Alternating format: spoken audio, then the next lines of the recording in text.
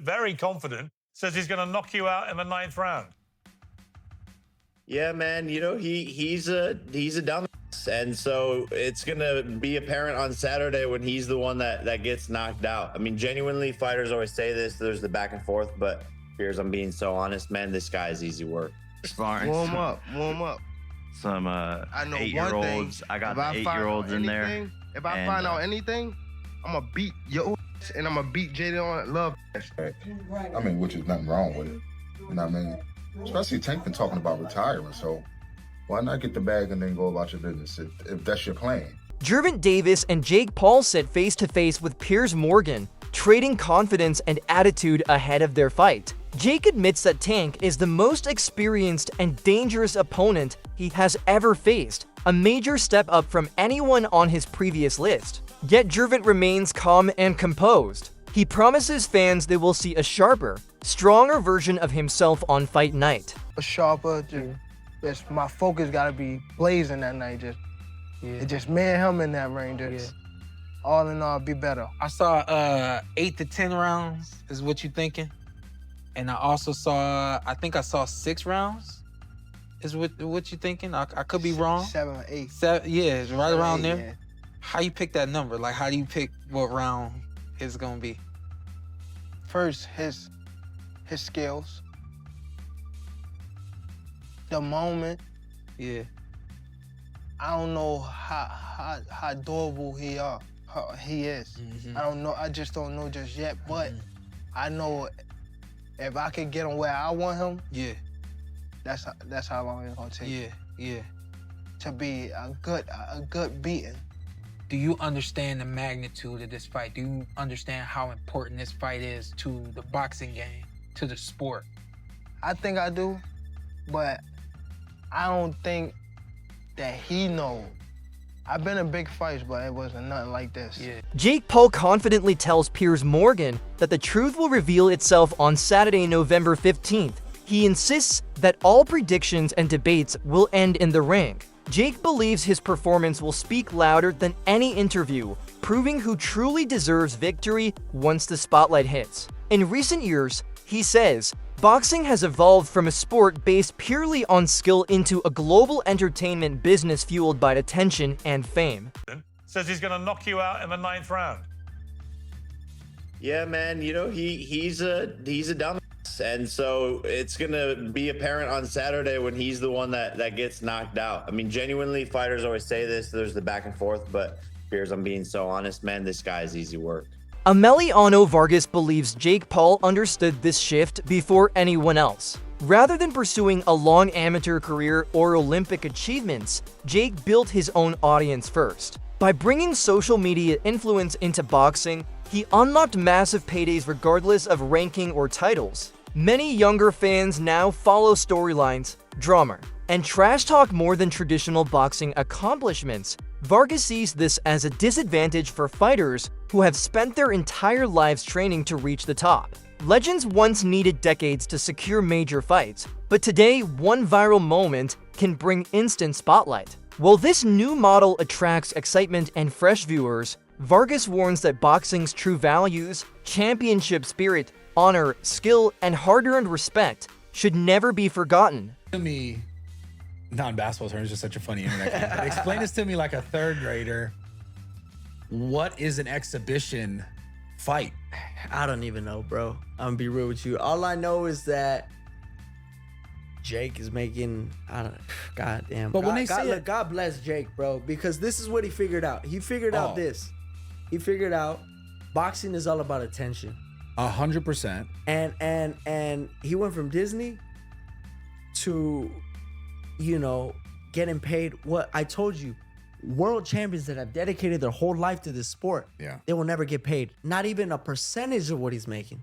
Yeah. But because attention brings dollars. It doesn't matter if it's a podcast, if it's a movie premiere, if it's boxing. If there's no attention on it, you're not going to make no money from it. This is like the WNBA conversation. That's why they don't make the money, because they don't have the attention. No, for sure. I was at the WNBA yesterday, and that shit was lit, bro. It was lit? I was chopping it up with Floyd was there. It was good? They won by like, I think 1 or 2 points. But I was I was standing up and I was jumping. It's the finals though. Yeah. It's the finals. So, all that aside, I just feel like Gervonta could crack though, bro. Oh, of Gervonta course. could crack. I mean, So this is what I want. He's sparred light heavyweights and heavyweights before. Like, this ain't nothing new. Even taller guys. For sure. Yeah, so what I really want to ask you in regards to that fight is, like, obviously someone like Gervonta is not, in his mind, he's not going to go out there and look stupid, no matter how it goes. Right. No, he's not.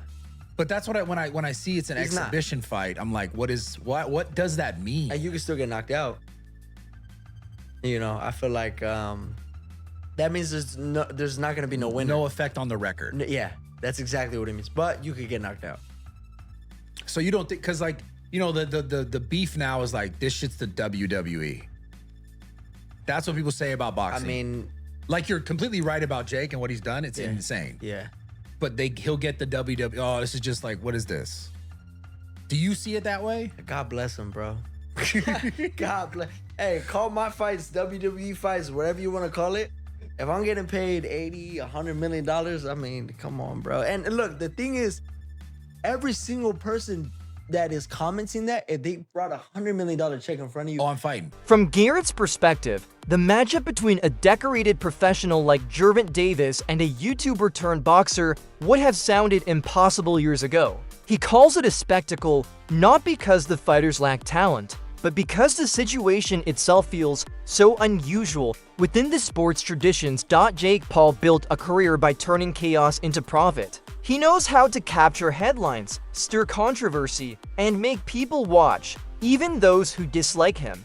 Garrett argues that this freak show quality is exactly why the fight exists. Jake keeps proving that attention can create opportunity. While some longtime boxing fans feel uncomfortable with this direction, others see it as a new era where entertainment and unpredictability rule.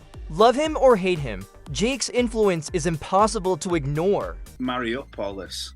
Well, there's an end game and a bookend to what Jake Paul's doing, and I think he's getting very close to the bone with this one because it doesn't really work. It's the biggest freak show so far. Like you say, Gervonta is not in everybody's list, but he's there or thereabouts in the pound for pound list. I mean, since the Lamont Roach fight, people have been down on him a little bit more. A lot of people might have lost that fight. Obviously his troubles and travails away from the ring have meant that people are starting to question. 33 now, is he? No, I don't even think he's that. 31. I think it's 31 max. 31. Yeah. But they're beginning to question his validity. But yeah. Go on. 31, yeah. 30. Okay. Yeah.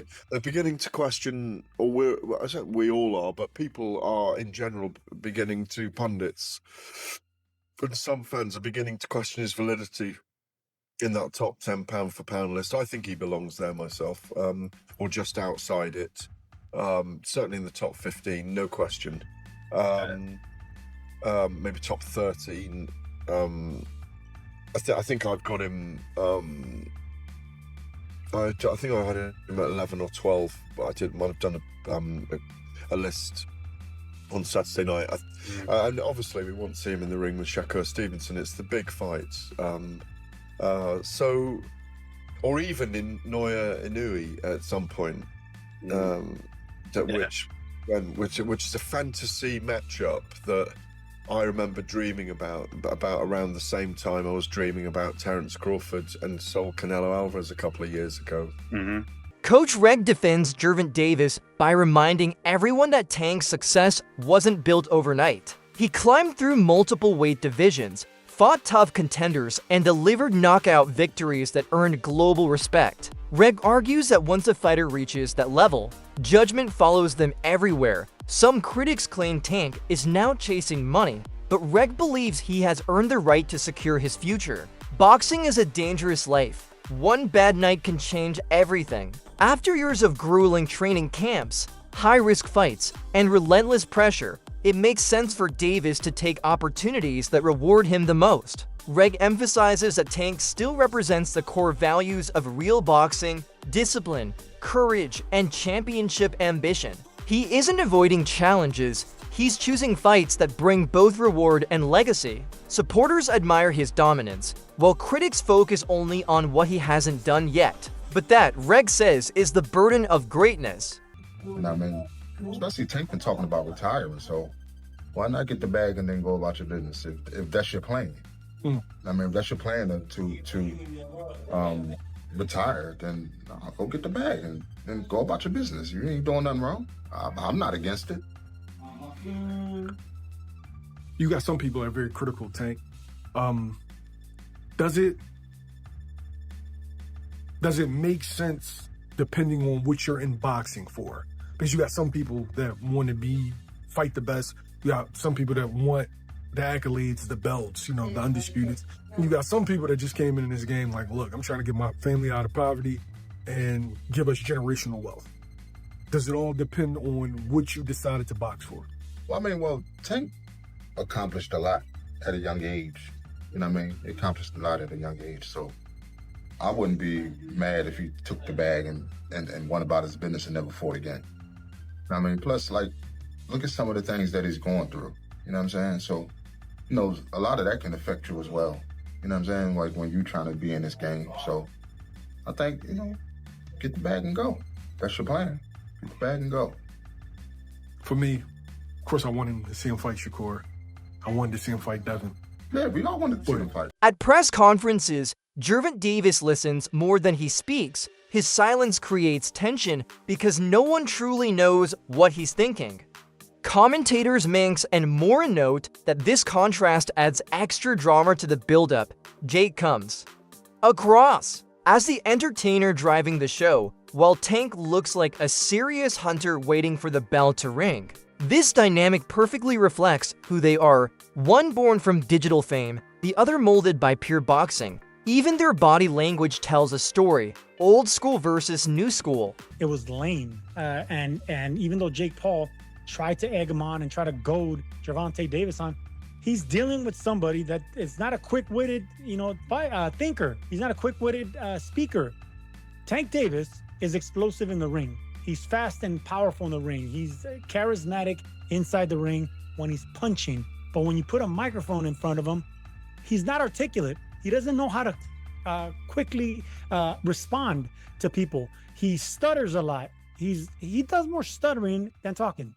So Gervonta Davis in front of a microphone is not going to sell. So Tank Davis shouldn't be put in a podium like that. He should have speakers for him. He should have someone talking for him. He should have a mouthpiece. Tank Davis is not going to sell this fight. And Jake Paul knows it. That's the reason he kept throwing jabs at him. He tried to get Tank out of his shell. Tank's not quick verbally enough. He's not quick-witted. He's not quick with the tongue.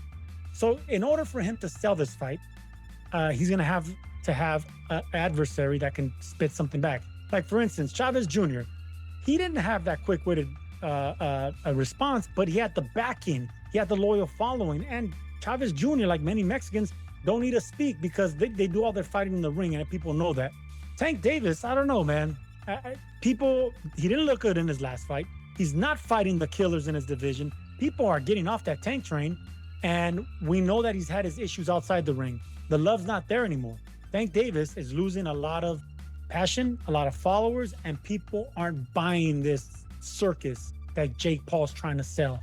And I'm glad that people are getting off this train. The commission in Georgia got off this damn train. That's why they had to move this fight to Florida, where anything could happen. Different people interpret Tank's calm demeanor in different ways. Some viewers think he doesn't seem excited to face Jake Paul, taking his short answers and relaxed posture as signs of indifference. Others believe the complete opposite, that his stillness represents razor-sharp focus. Davis is known for quietly studying his opponents, storing every detail before unleashing his intelligence in the ring.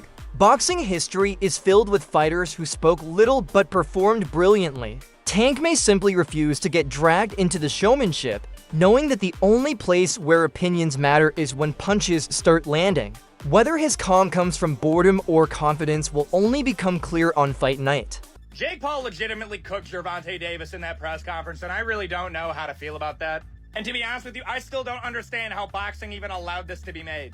Like, I don't. Like, dog, this is not an overstatement. Like, literally one of the core pillars holding up boxing is like this literal, like, fake superiority complex that they have over literally every other combat sport, despite literally being the least effective main combat sport there is. Brother, kickboxing, Muay Thai, Brazilian Jiu-Jitsu, wrestling. Brother, I put judo over I put boxing. In terms of practicality of combat, oh yeah, 100%. Brother, if Jake Paul makes it competitive against Gervonta Davis, I'm looking at this like, brother.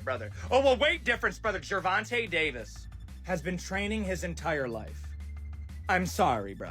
It's bad enough that the fact that if this was under any other combat sport, this would literally be like one of the most one-sided matchups of all time. And it wouldn't be in favor of Davis. No, dog, if you did this under an MMA rule set, oh my gosh, bro, Paul cooks Gervonta. It's not close at all. Like round one finish level.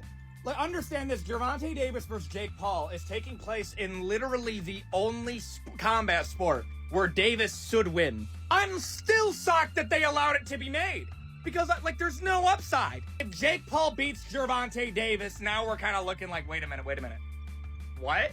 Like, brother, don't forget. I still think it's a horrible look that Tyson Fury couldn't finish Francis Ngannou. That is so bad. Well, Francis Ngannou's a great boxer. Francis Ngannou, no joke, is one of the worst boxers to ever be in the UFC. He just has absurd power. No, look at the technique of Francis Ngannou. It's not that good. It's carried by power. Like, going into it, like, I'm hyped, but it's also, I'm looking at this like, bro, Gervonta has to finish, bro.